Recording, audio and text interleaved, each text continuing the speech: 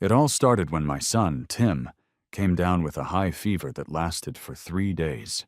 My wife, Lily, was away, taking care of another family's child she was a nanny for.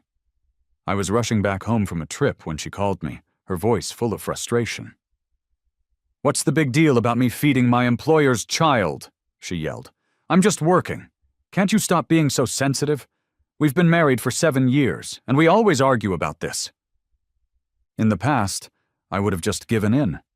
I used to think I was overreacting and that she was just trying to keep a job she worked hard to get. But I had reached my limit. If she wanted to be a nanny around the clock, maybe she shouldn't even bother coming home. The call from my neighbor came just as my father was finally falling asleep in his hospital bed. "David, what's going on at your house? Your son is so young," he said, his voice urgent. "He came to my door with a high fever. Wendy was breathless." I could hear noise and car horns in the background. "I took him to the hospital. You need to get back here, quick." The call ended abruptly. I tried to call Lily, but she didn't answer. I called her twice more, with no luck. I knew she always had her phone with her, so I started to worry even more. Thankfully, my mother had come back to help, and our friends were there to look after my dad, so I rushed home.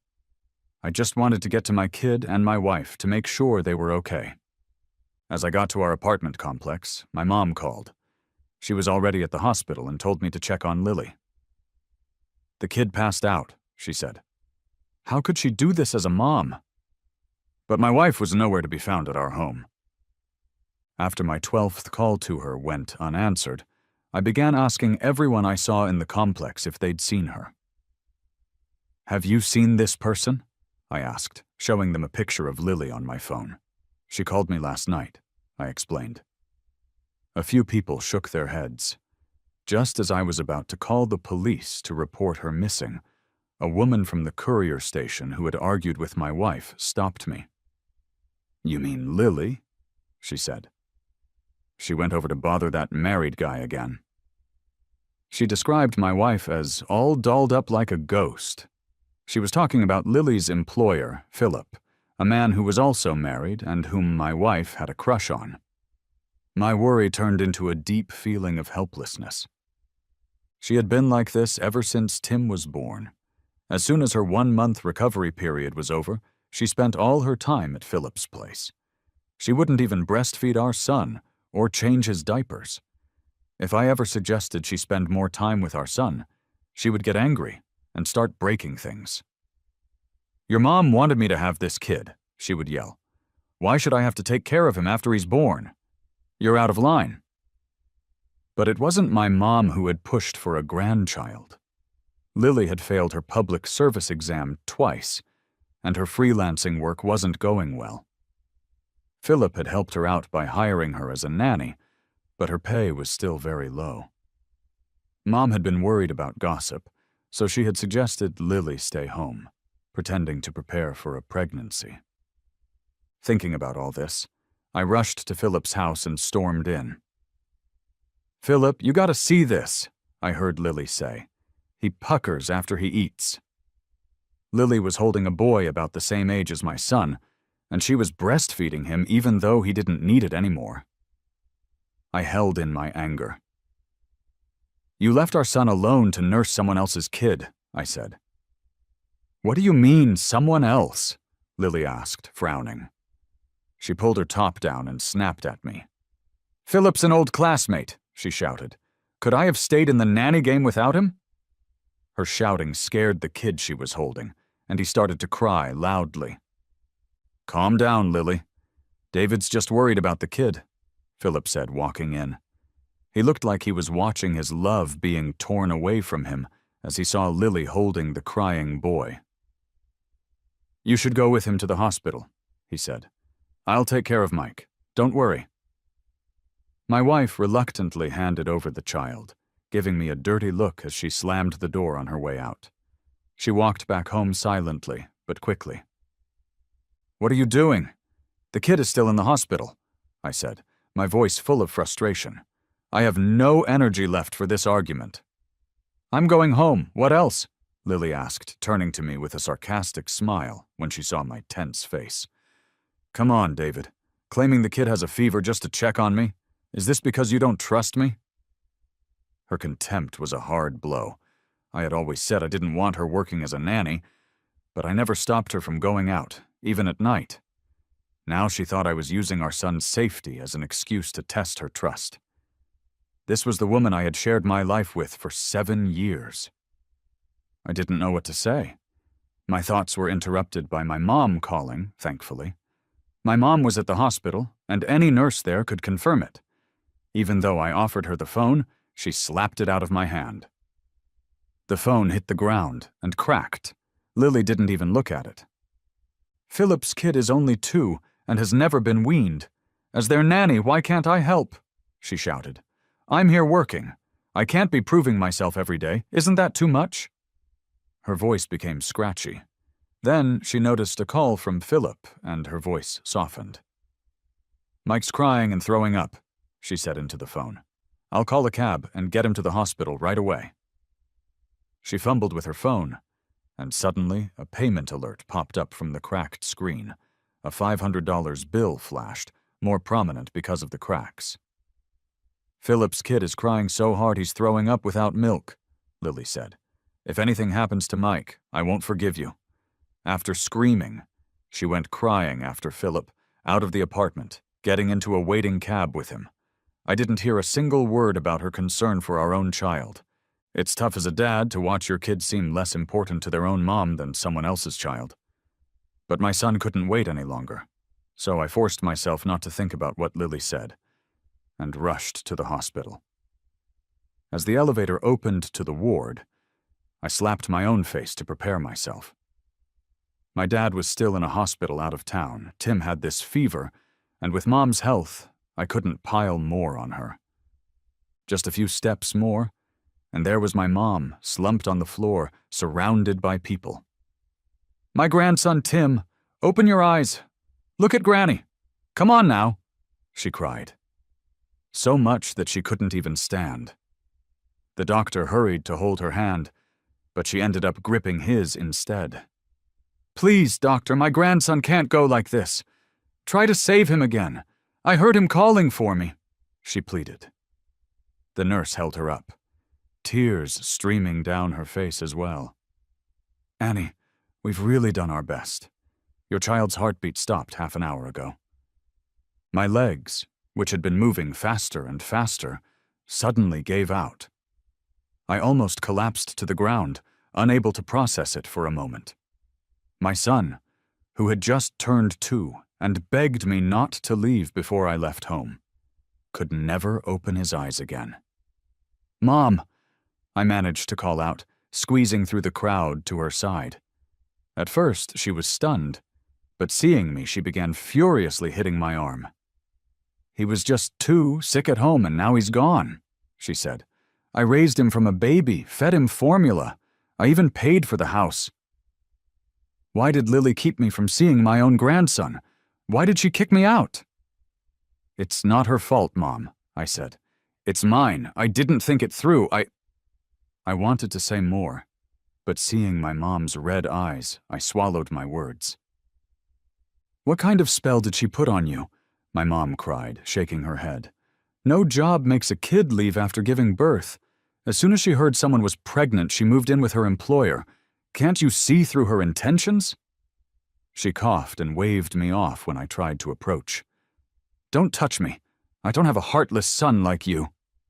Mom followed the gurney away while I stood numbly by the hospital room door, staring at my son's frail body covered by a white sheet. He was so small. He barely ever went outside. How could I have been so stupid to trust Lily could care for him alone? As I wiped away my tears, my cracked phone screen lit up with a furious message from Lily.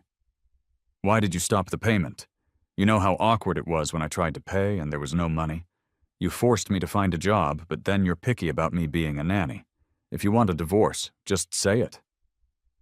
I could almost see the look on her face as she typed those words, biting her lip, tears in her eyes, acting like she was the one who had it so hard. 7 years of marriage, and every argument was the same. It didn't matter who was right. She never apologized. But this time, I couldn't let her manipulate me. This marriage where only I tried needed to end. After forcibly taking my mom home from the hospital, I got the death certificate and contacted the funeral home to pick up our son. The next day, that's when Lily showed up. She smelled of alcohol, having no idea where she had been. She tossed her bag down and yelled, "Why didn't you reply to my messages? Your phone was always busy." I had called her a dozen times before with no response. What right did she have to be mad? My low voice only gained her an icy look. Lily didn't want to talk. Instead, she slammed the door behind her, then stormed up to me. "Where's our son?" Had she suddenly remembered she had a child? I couldn't help but let out a cold laugh, and she yelled even louder. "Did your mom take him away? How could she walk into my house like that? David, go bring our son back now. I'm entering the top nanny competition in a couple of days. I need him for the photos." I couldn't believe my ears. Was she looking for our son just to take a photo? She snapped back. "What else? That little brat ruined my life. If not for the picture, I wouldn't even want him around." The momentary hope that maybe she had some maternal instinct left was gone, replaced by the rage and disappointment that made me throw a divorce agreement at her. "Lily, let's get a divorce." Usually the one quick to suggest divorce, she ripped the papers to shreds. "Are you crazy? Just for not giving him medicine, you're going to blow up like this?" Seeing my dark expression, her words got even more fragmented. "Our kid's always sick. He'd get a fever, and it would break in a while. It was like that for 2 days.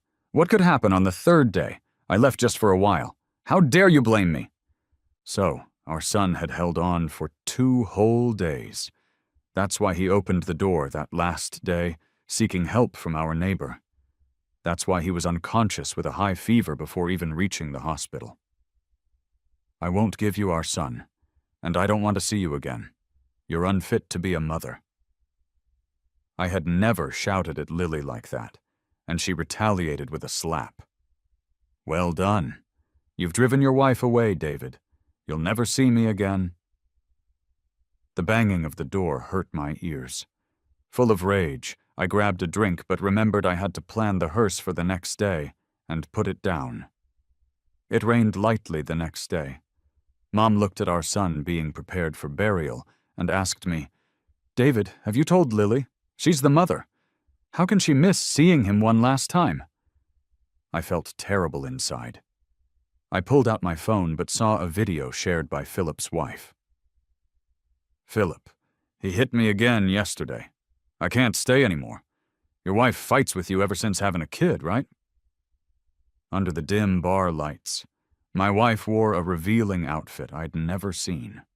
She looked so pitiful, with red, swollen eyes overflowing with tears. "We're both suffering," she said. "Why can't we be together?" Philip, clearly drunk, pulled Lily onto him. As she leaned in, enjoying his attention, she didn't resist. Her skin blushed instantly. Their noises were loud, and whoever filmed the video had shaky hands. Philip's wife said we should meet sometime. "What happened?" my mom asked nervously, watching me. "Did she say she wants to see him?" "No, she won't come." I looked at the video of my wife, then turned off my phone. Let's just say Tim never had a mom. For 3 days, we watched over his body, and even after he was buried, my wife finally came to me again. "David, where did Tim go? The nanny competition is around the corner. If I lose the job, your mom will keep yelling at me." She looked well, linked arms with Philip, making me seem more worn out. "David, Lily's only trying to help," Philip said. "Even if you're mad, you can't ignore your kid, right?" A third party had the nerve to bring up my son. I gave a cold laugh, turned toward the cremation site, and had no intention of responding. "David, I'm talking to you. Did you go mute?" Lily reached out to pull me, but caught a whiff of a strange smell from nearby. The person from the crematorium brought out the urn, indicating the funeral could begin. A friend who arrived late saw Lily and burst into tears. "You told me yesterday to help take photos of Tim, and today this happened. He's only 2 years old, Lily. He shouldn't have faced such a fate." Lily's face turned pale immediately. She started to wobble, pointing at the urn, and shouted, "It's impossible. Tim just had a fever. He couldn't be." "David!" Lily grasped my shirt, shaking, and screamed, "Did you trick me? Is this some act because I left him to breastfeed Philip's child, bastard?" Before she could finish, my mom broke down and wanted to throw her out of the funeral. "Tim was calling for Mom the whole time during resuscitation, and you actually left him to feed another man's child?" I always kept it from Mom, not wanting her to know that Lily cheated, but I didn't expect Lily to expose the truth in front of her. Lily couldn't hold herself up any longer. She kept saying, "It's impossible," and only started to cry when the security dragged her away. "My child! That's the child I carried for 9 months, Tim! I'm so sorry!" No one heard her regrets after she revealed she breastfed Philip's child. Even her closest friend couldn't hide their disgust. "Doesn't Philip have his own wife? Why does he need a nanny to breastfeed? Get her out of here before she taints the path for the child's soul." Philip got thrown out too. I addressed the guests. "I know everyone is angry and struggles to understand why Lily did this, but Tim is gone, and revenge will only hurt us more. I also urged everyone not to bring this up again." The guests nodded in understanding, adding an extra layer of sorrow to the funeral. That night, back home, my wife cooked her first meal since we got married. "David, I really didn't know," she said. "The house had surveillance. I thought everything was okay." Yet the sincerity was as misplaced as the heavy seasoning of the food. The food was too spicy for me. The juice was peach, to which our son was allergic. There wasn't a single trace of love left for this home. "Don't pretend, Lily. If not for what happened to Tim, you'd still blame him for your insecurities," I said. I left the divorce papers on the table once more. "You didn't want to be outshone by Philip's wife, so you'd rather have surgery than breastfeed. I knew, Lily, ever since you became a nanny, I just didn't want to believe that our time together would lose to a so-called love." Lily tried to serve me rice. In the end, she couldn't swallow her pride and threw the bowl down. "It was Philip who kept pursuing me. Why blame everything on me? If you had spent more time with me, given me more security, I wouldn't have cheated." Watching her tears fall, I played the video from my phone, turning up the volume. "Watch this, Lily. See what you were doing when you should have been with our son?" I slammed the table and asked, "Do you still dare call yourself a victim?" Lily's past sweet words floated through the room. She hung her head, sobbing quietly. "You never spoke to me like this before. We can have another child, but our feelings won't come back. David, do you really want to do this to me?" I almost laughed out of sheer frustration. She wasn't upset about our son. Her sadness lay in the divorce papers. "Yes, we're divorcing tomorrow. If you don't show, I'll share this video with everyone you know, with Philip's wife." After Lily stormed out crying, Philip's wife, Clara, showed up for our agreed meeting. She had aged significantly, with teary eyes. As soon as she sat down, she asked, "David, could you not divorce Lily?" Her request froze me in place. "Why? Philip cheated on you during your pregnancy. Don't you want to get back at him?" "I do, don't think I don't," she said, holding her fingers tight around her ring. "But not right now." "Why not?" Clara sighed deeply. "You know why Philip wanted Lily to feed Mike? Because he doesn't cook, and there's no suitable food for a 2-year-old at home. Mike grew up with me. The day Lily fed him, Philip beat me to a pulp and took the child." She wiped off her makeup, revealing bruises. Philip seems gentle but drinks and turns into someone else. If I dare file for divorce, he'll likely kill me and the child. I'm begging you, help Lily get the child out before asking for a divorce." After thinking through the night, the next day, I brought the marriage certificate to the civil office. Lily was there too, no makeup, with heavily swollen eyes. "I cried all night, David. These 7 years you took care of me, gave me a happy life. I'm truly sorry. I'll work hard. I'll have another child for you. Can't we talk about the divorce?" I took the marriage certificate from her hand. Too late. There's no turning back for us now. Handing the documents to the clerk, she looked at the tearful Lily, letting out a few heavy sighs. "Here's the divorce registration. Mr. David, are you sure?" I signed the papers without hesitation. "Tomorrow I'll have movers take your things. I don't want any of it, not even the rings." Removing the specially designed ring, I placed it in her hand and left without turning back. But when night came, Lily didn't come to pick up her luggage. I guess it was her last stand. I thought so, not feeling the need to rush her, just living my life.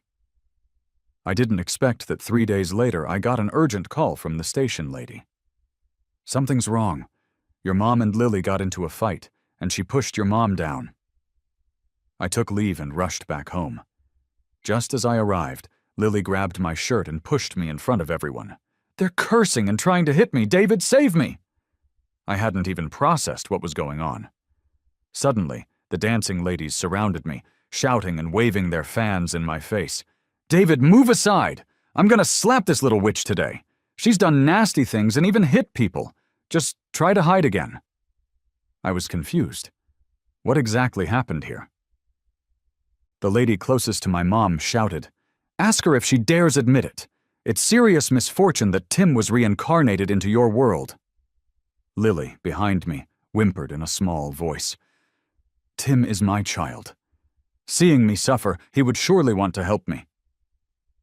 "Bullshit!" One of the ladies who started the fight couldn't hold it in. "You didn't even attend the funeral back then. And now, just for some traffic, you dared to dig up the grave and take pictures with the urn. For so many years, we've been afraid of disturbing the child, never even mentioning his name. For money, for fame, what wouldn't you do?" Tears welled up in the lady's eyes as she shouted. Yet Lily showed no shame, clutching my arm and muttering, "But I'm broke. Philip couldn't give me money. And David wants a divorce. What other way am I supposed to get money except to use Tim's death? I can't starve to death, can I?" I pulled her out from behind me. Lily's arms were still a bit chubby, but there were no rings on her fingers. Even if they depreciated, they were worth $40,000. Within a week, she sold every anniversary gift from our marriage, but still had the gall to dig up our kid's grave. She hit a new low for me each time. I stared at the urn tossed next to the flower bed, and for the first time, I raised a fist to her. "Don't stop me! Where's my grandson? He promised to visit Grandma today." Mom's voice broke my action. Dragging one leg, she pushed away those trying to help her, staggering over to Lily. "Wasn't it said that my grandson was coming today? How come it's just you two? Where's my Tim?" Due to a head injury, she suffered from serious intermittent amnesia. The doctor we invited home furrowed his brow. It was serious. Any further stimulus might cause secondary amnesia. Locked in her room, Mom was still calling out for Tim. "If possible," the doctor sighed deeply, "you'd better find a child who looks like her grandson and tell her the truth when she recovers." Dear husband, dear husband. Everyone was heavy-hearted, but Lily shouted excitedly, "Philip's son, Mike! He looks just like our son." Seeing a glimmer in my eye, she acted even more so, clutching my hand through fake tears. "I agreed to be Philip's nanny back then just because his kid looked so much like Tim. That's why I agreed. I know you don't want to keep going with me, so as long as you leave the marriage with nothing, I'll borrow Mike to cure your mom." My face darkened immediately. "Lily, don't push it."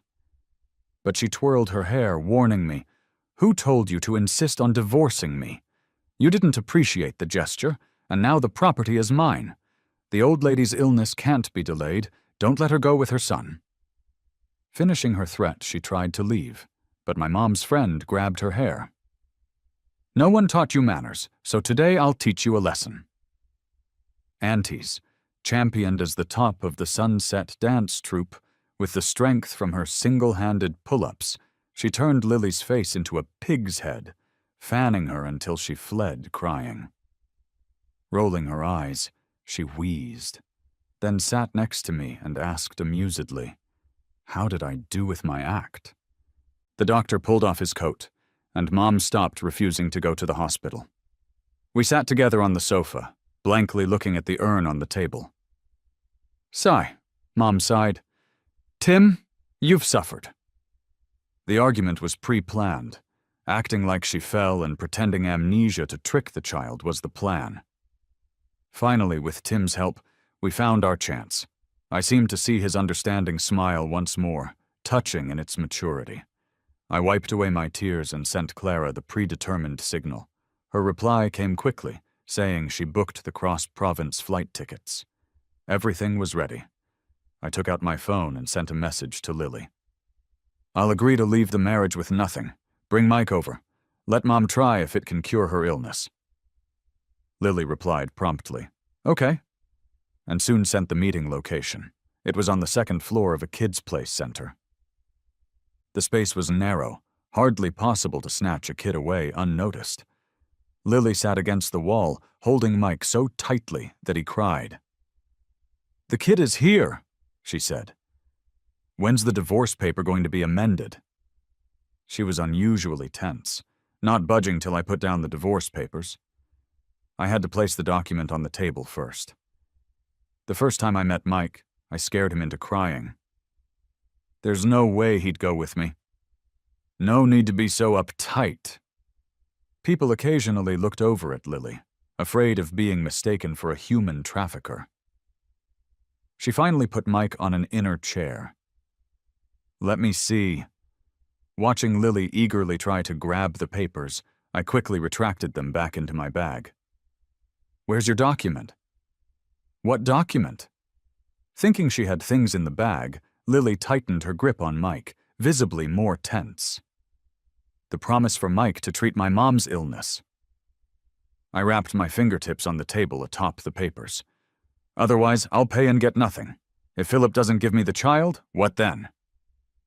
Lily hadn't thought of that. Angrily shoving Mike against the wall.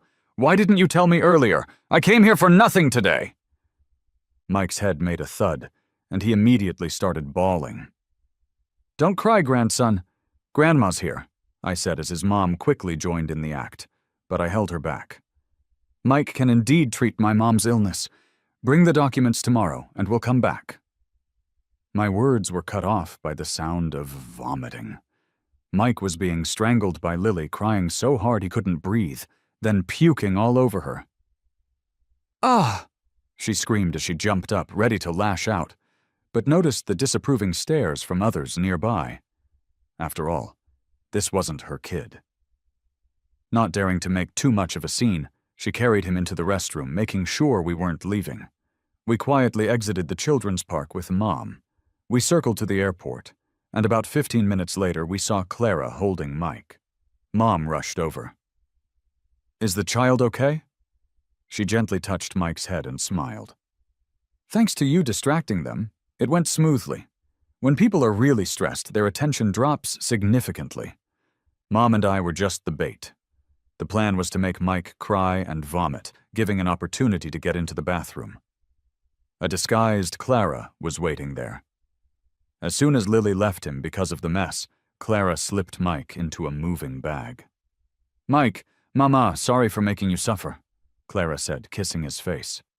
The boy who had been screaming just moments ago was now unusually quiet, holding on to Clara tightly and refusing to let go. "Let's get going. I'll handle the divorce. This is my hometown.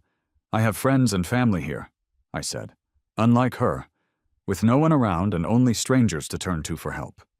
We watched as Clara safely boarded the plane. On the way, I picked up my dad, who just finished his hospital stay, and together we arranged Tim's grave. This time, I made sure no one would disturb our son's peace. Buzz, buzz. Just as I was about to eat, Lily called for the 10th time. Her messages were no longer just inquiries, they were raging curses. I didn't even care to look.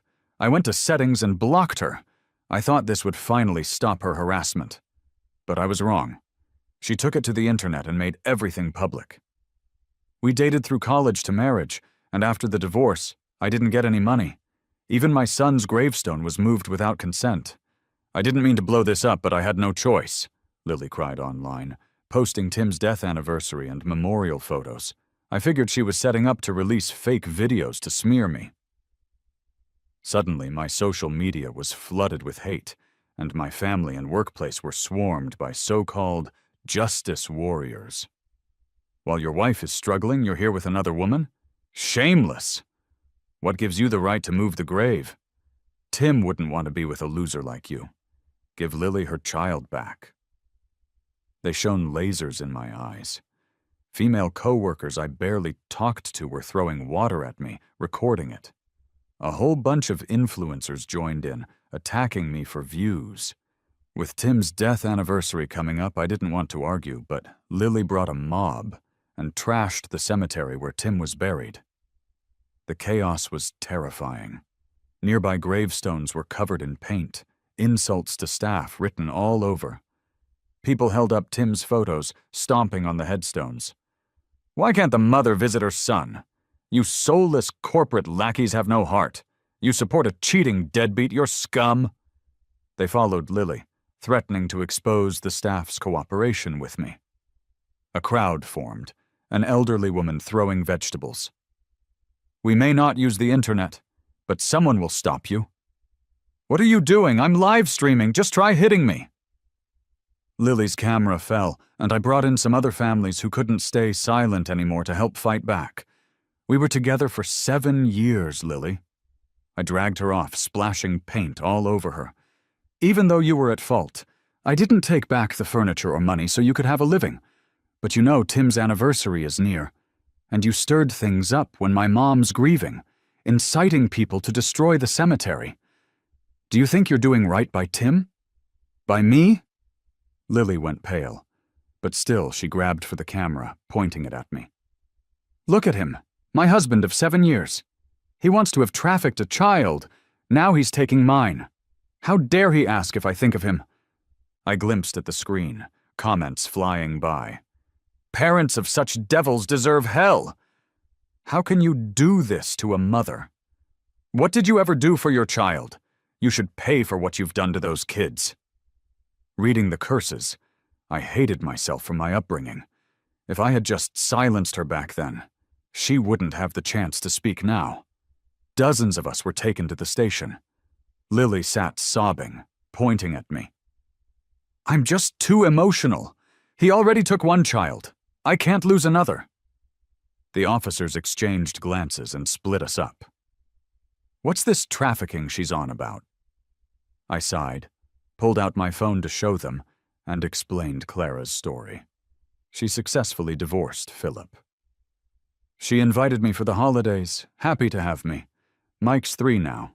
I gave him gifts, but his favorite was an old toy I never got to give him.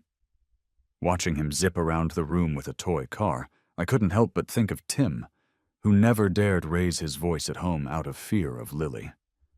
I didn't want to disrupt the investigation, but talking of Tim, I just kept going. When I saw Lily again, the officer interrogating her frowned. You keep changing your story. Can you tell the truth for once? Her lies collapsed, turning her into the quickest joke around. The cemetery manager, our neighborhood neighbor, one by one, people stood up and criticized Lily much more than I ever did. At the time, I wasn't happy, just secretly placed flowers for Tim. Holding back tears, I whispered an apology. Because the paint could be washed off and no one was seriously hurt, Lily ended up being fined and detained. She was unwilling to leave when arrested. I don't want to pay. Just throw me in jail, she said, clinging tightly to me. Her torn clothes were stained with fresh blood. "I spent thousands for him but couldn't bring Mike back. Philip will kill me." She trembled. That's when I understood why she chose to risk everything. Even though she knew I had dirt on her, she feared getting beaten to death by Philip if she didn't act out. "Don't worry." I shook Lily's hand off with a cold scoff. "Philip, your beloved, won't kill you. Taking advantage of others' wives while pregnant, using your husband's money to cheat, and causing your child's death doesn't earn any sympathy." I pushed past her and walked out, only to find Philip glaring sinisterly in Lily's direction. His clothes were yellowed, reeking of vomit and booze. Clearly, after Clara and I divorced simultaneously, neither Philip nor Lily had the ability to support themselves. Their lives were now a mess. Lily also noticed him and, scared, avoided his gaze, accidentally bumping into a couple. "Watch where you're going, that's disgusting!" The girl clinging to her partner snapped, before continuing to demand gifts. Lily mumbled an apology, then froze, looking in our direction and seeing me staring at her. "David," she whispered. As if our 7 years together flashed rapidly before her eyes, Lily suddenly collapsed to her knees. "I was wrong. I shouldn't have caused Tim's death. I shouldn't have betrayed you. Can you forgive me? Let's start over. I'll work hard and take care of our child." But until she was put in the police car, I never responded. Clara, however, visited her once, carrying many photos of Philip drinking heavily. I didn't ask why, but I could guess she wanted Lily to get rid of Philip. My work kept me busy, my feet barely touching the ground. By the time I took another break, Lily's second trial had begun. "What's this trial for?" I asked, hearing rumors the station manager had been called to the police. "What else?" She cracked sunflower seeds, pointing to a building. "They had the area cordoned off the other day. It's intentional murder." That's when I learned Lily, since her release, had faced continuous harassment from Philip and had been used repeatedly, almost dying at home. Unwilling to accept it, she rented a car and ran Philip over a month back. "If you ask me, this girl is truly pitiful," an onlooker commented. "She was fine when with you. What drove her to pursue her so-called beloved? I guess it's a case of a youthful fascination that seemed dreamlike. She always remembered his good side, not realizing that everyone changes when life's mundane realities hit. Lily went to prison on Mike's birthday. I took my parents and Clara, and together we celebrated the stability and normalcy of our lives, blowing out the candles on the cake.